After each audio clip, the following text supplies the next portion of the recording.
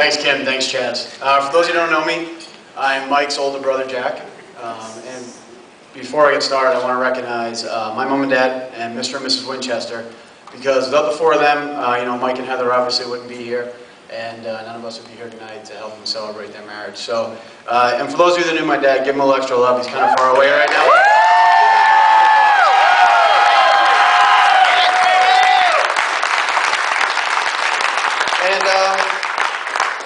Now that I'm recognizing people, I might as well recognize the most important person in the room, Heather. Heather, I want to thank you for marrying Mike.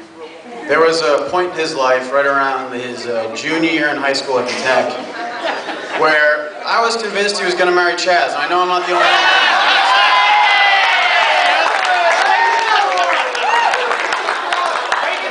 There's nothing wrong with marrying Chaz, but I'm pretty sure they were at a wrestling-themed wedding, and with Bruce Baumgartner on the show, and the two of them in those tight singlets telling each other they love each other, might feel awkward for at least this half of the room over here. Right? Am I right? That would be good. So everything I read online about a best man speech or a best man toast is that, right around now you give like a quote about love or some relationship advice. Or, recite a poem or something, and that's really not my style. So, Heather, what I decided to give you tonight was a list of what not to do with Mike. It's just 4 quick things, real quick. Number 1, do not let this guy fall asleep on his back. He snores like a savage. And if he does fall asleep on his back, based on my experience, we shared a room for a long time together, throw everything at him. Punch him, throw things at him. Trust me, around the 4th or 5th thing, he wakes up. At that point, you yell, roll over. He rolls. I trained him. He'll roll. Then you have 2.5 minutes to fall asleep or you're screwed. Number 2, the second thing not to do with Mike, and Mom, I'm not saying this ever happened, okay?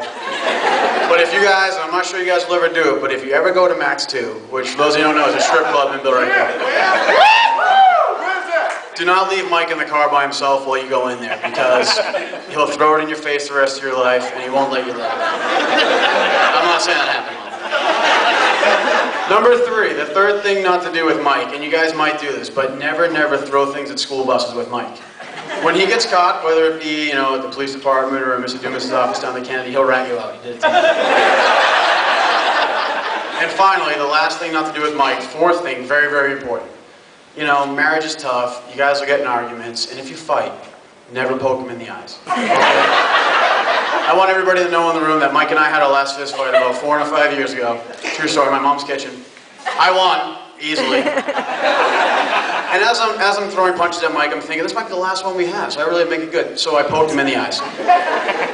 He started to cry, ran away, came back 3 days later. So Heather, if you want to keep Mike around, do not poke him in the eyes. Or if you want to let him go, just throw a digit in the eye and he's gone. You've been for 3 days. Other than that, with Mike, you're good. Just feed him, walk him. Bathe him every 3 days, but that's personal preference on your part. And other than that, you guys will have a great life together. But on a serious note, Mike really is, and I think that everyone in this room that knows him will agree with me, that he really is the most loyal person you'll ever meet.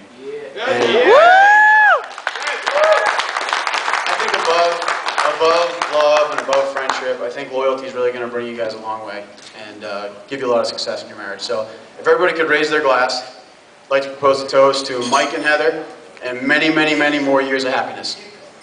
Cheers.